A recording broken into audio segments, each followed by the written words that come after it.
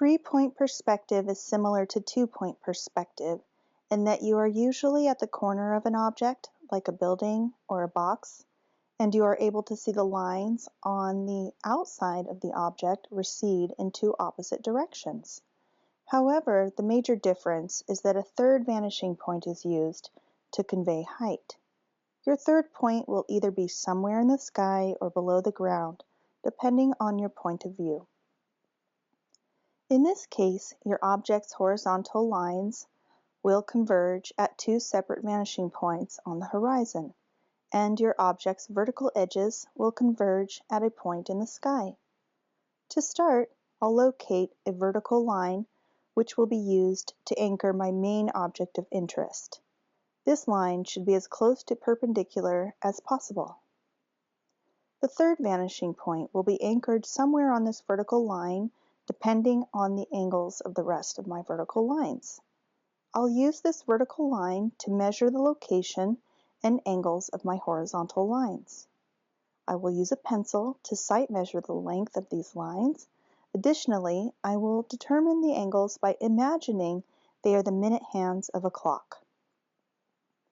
I then use my straight edge to mimic the same angle to draw the lines onto my drawing surface.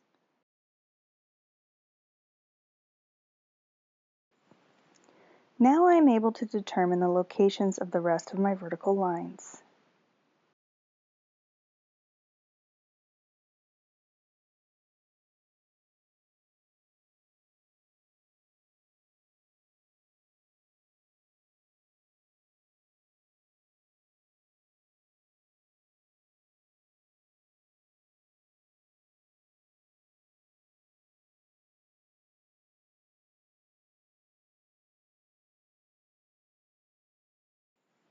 If I am measuring the angles and relative sizes correctly, then my lines will converge at 2 points on the horizon and 1 in the sky.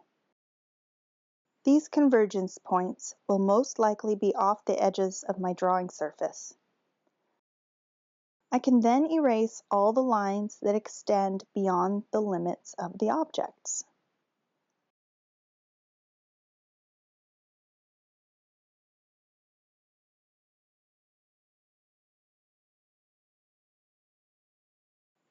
When you are finished drawing, you can evaluate the drawing by using this application to trigger the next video.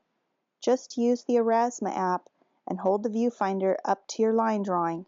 If the evaluation video triggers, your drawing is successful.